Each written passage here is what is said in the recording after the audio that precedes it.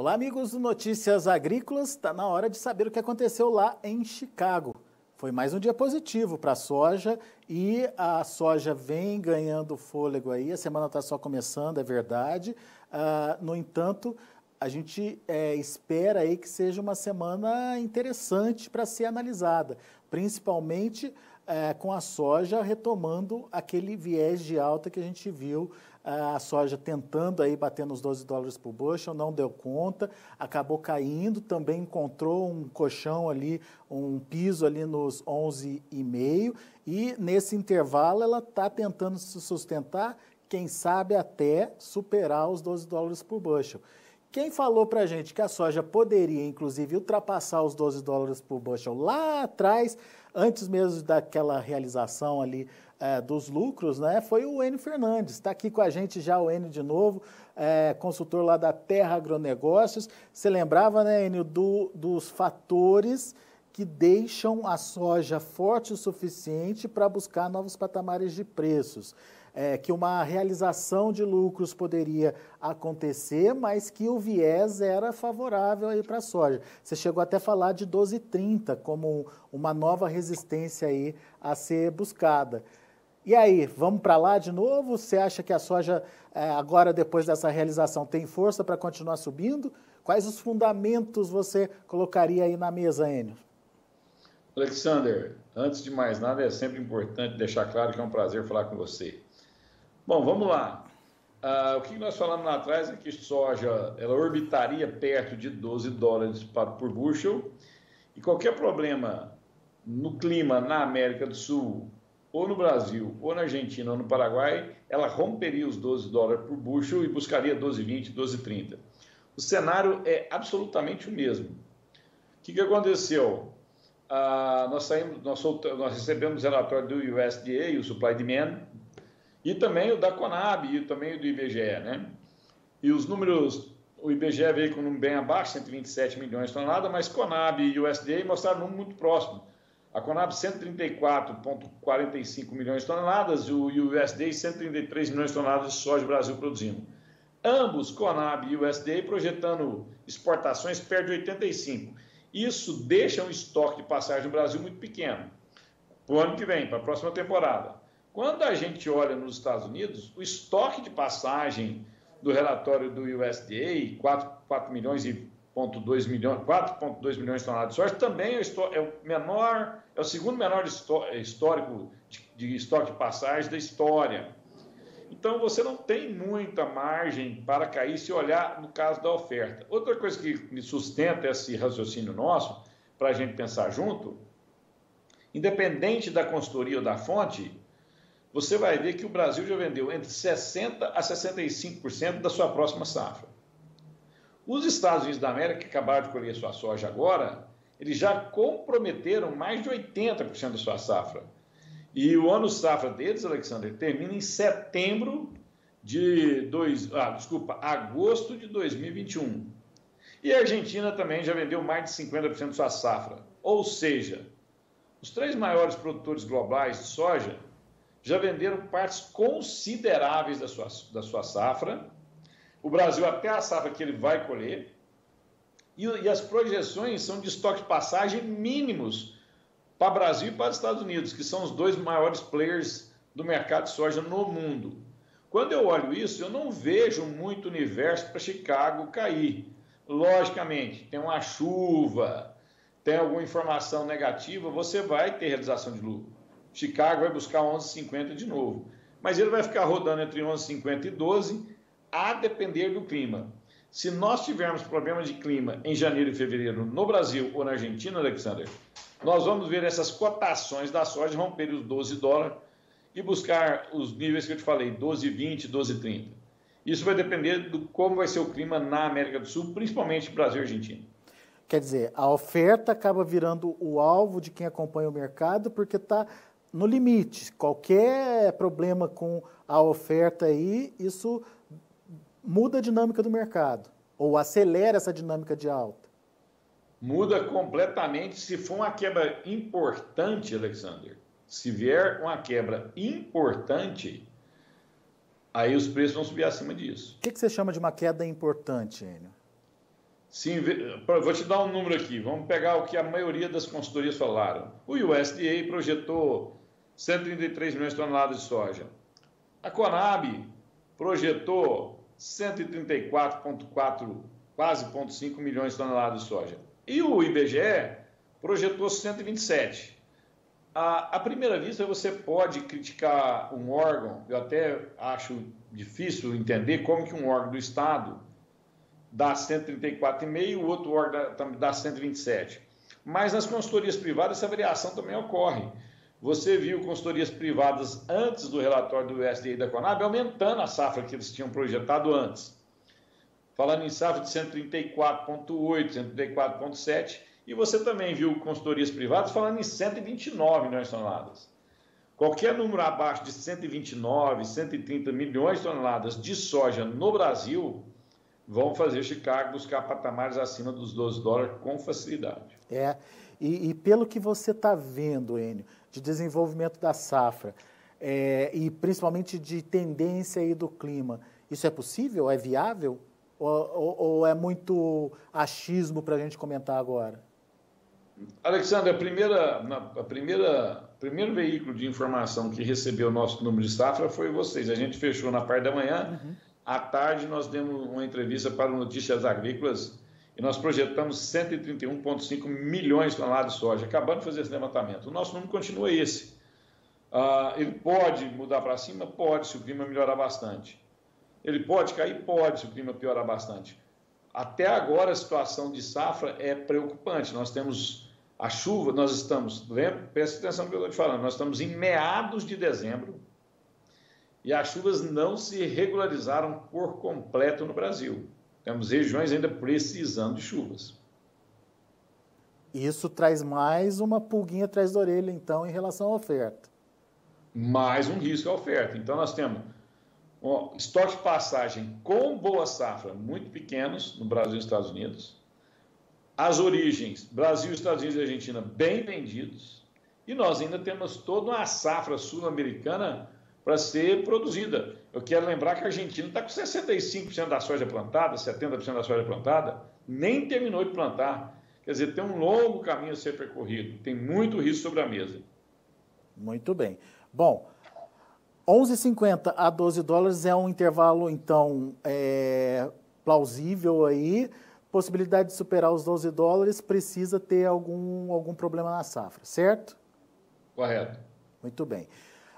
Agora, com relação à demanda, Enio, a gente percebeu aí que a China deu uma arrefecida. Como é que você analisa essa arrefecida aí da China? Eles pararam de comprar porque já tem produto suficiente para atender a demanda deles, pararam de comprar porque tem uma oferta restrita no mercado, ou tem algum outro motivo que a gente precisa entender, Enio? Bom, se tem alguém que foi pragmático e assertivo nas suas decisões de compra, foi a China, né? Quando a América do Sul lá atrás começou a entregar a safra, março desse ano, abril desse ano, ela entrou agressivamente comprando e se manteve na ponta compradora. Originou soja perto de $9, $10 e acertou. Quando veio a safra norte-americana, ela entrou novamente agressiva nas compras, até mesmo antes da safra norte-americana, agressiva nas compras e se posicionou bem. Os chineses diminuíram as compras porque, naturalmente, agora esse é um período que o volume de operações retrai. Eu já tive a safra da América do Sul, já tive a safra dos Estados Unidos e vou entrar numa nova temporada na América do Sul. A gente temos que lembrar que os chineses, na teoria, já deviam estar comprando soja do Brasil para janeiro. Uhum. E eles foram comprar nos Estados Unidos, porque em janeiro não vai ter soja aqui para exportação. Vai ter muito, mas muito pouco, né? Atrasamos o plantio, nós vamos ter muito pouca soja no janeiro. Então, o volume de exportação nosso em janeiro vai ser menor do que o janeiro do ano passado, simplesmente por não existir o grão. Nós estamos com estoque zerado, é só você ver os preços que foram pagos na soja disponíveis e o Brasil chegando a importar soja para atender sua demanda interna. Então, nós não temos soja e a soja que vai chegar em janeiro é muito pouca. E aí, os chineses já comprou janeiro, já se posicionaram parte de fevereiro nos Estados Unidos.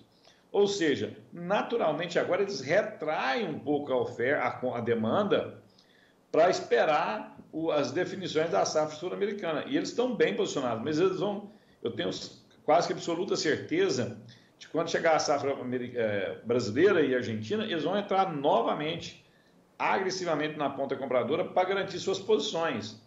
Os números, tanto da Conab como do USDA, projetam exportações brasileiras de 85 milhões de toneladas.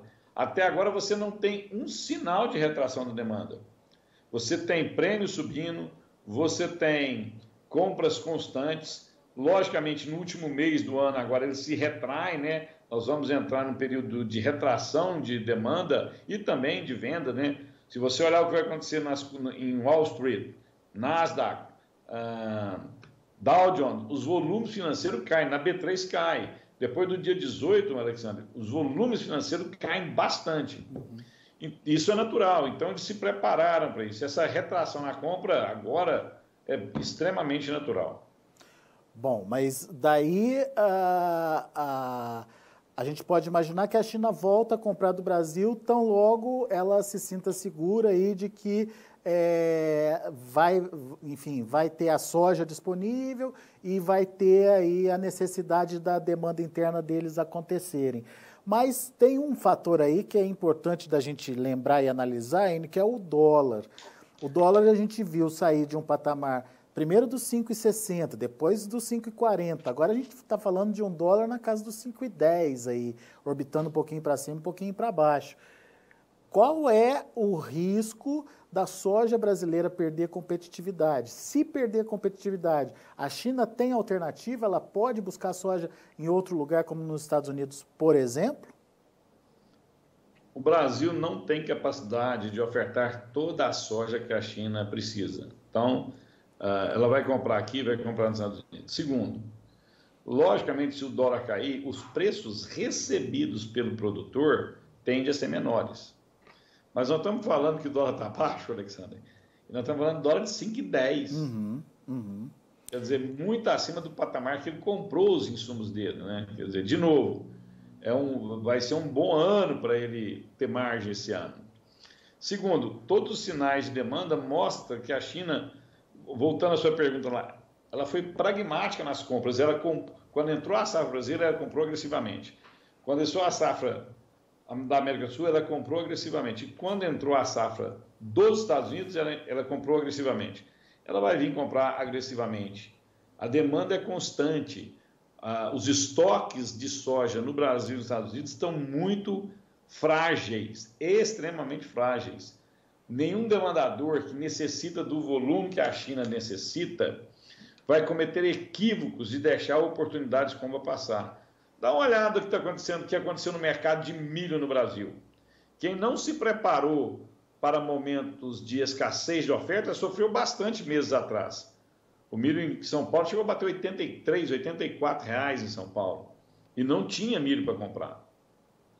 Então, assim, nós estamos num momento de escassez de produto, escassez de proteína no mundo, escassez de uma proteína tão competitiva que a soja. Se por acaso os preços do dólar cair, nós vamos ver altas em Chicago ou altas no prêmio. Para tentar regular, então... Para tentar retirar da mão do produtor essa soja que ainda falta. Não estou falando que os preços não vão cair. Se o dólar cair, logicamente, o dólar tem um peso muito importante na composição das cotações. O dólar cai, é natural que o preço da soja caia, mas mesmo assim nós vamos ver correções em Chicago e nos prêmios. Muito bem. Ainda assim, bons preços para o produtor, Enio? Bons preços para o produtor. E lembra, o produtor também já vendeu bastante, Alexandre. Ele vendeu mais de 60% da sua soja.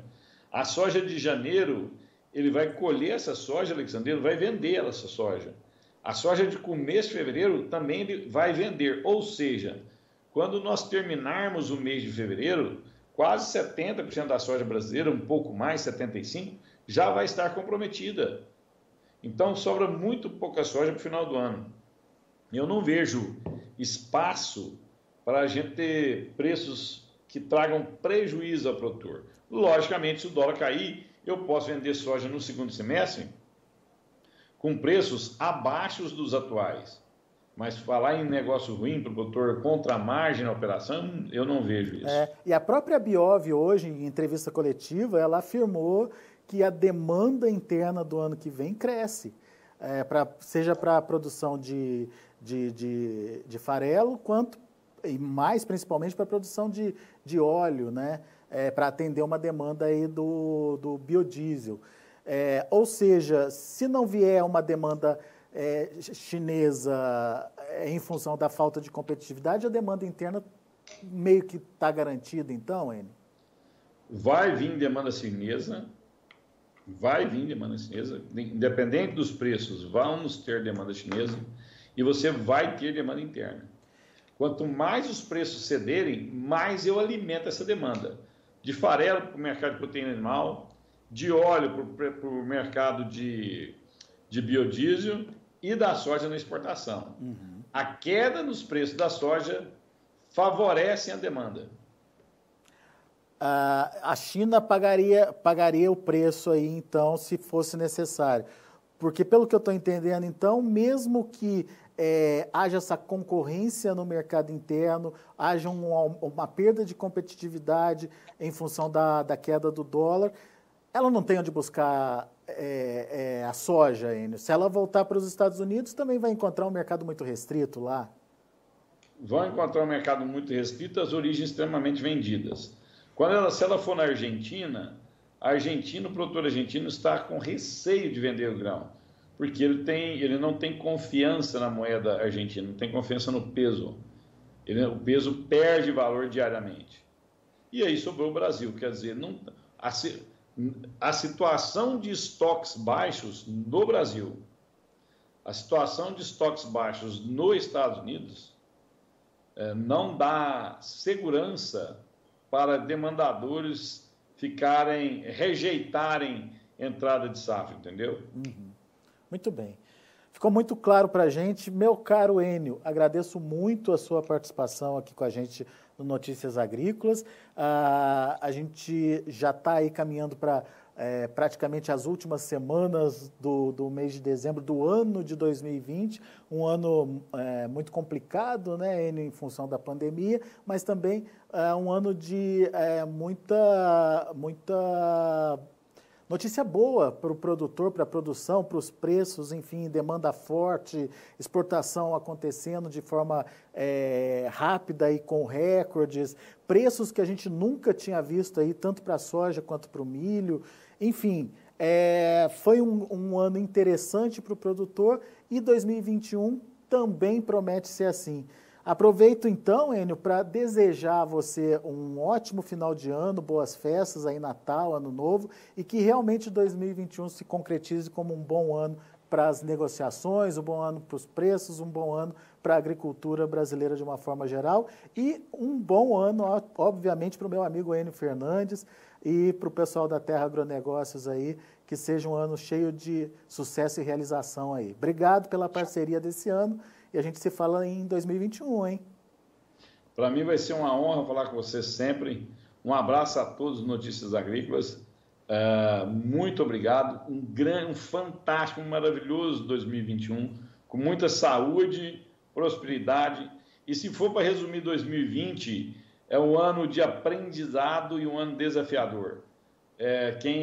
Se a vida da gente aprender... Esse ano foi aula atrás de aula, 365 dias de surpresas e aulas para a gente aprender, para a gente evoluir na nossa profissão, né? E mais uma vez, muito obrigado, um fantástico 2021, muita saúde, muita prosperidade e para os produtores brasileiros, uma fantástica safra, que Deus ilumine a safra de todos. Um grande abraço. Abraço para você, Enio. Até a próxima. Tchau.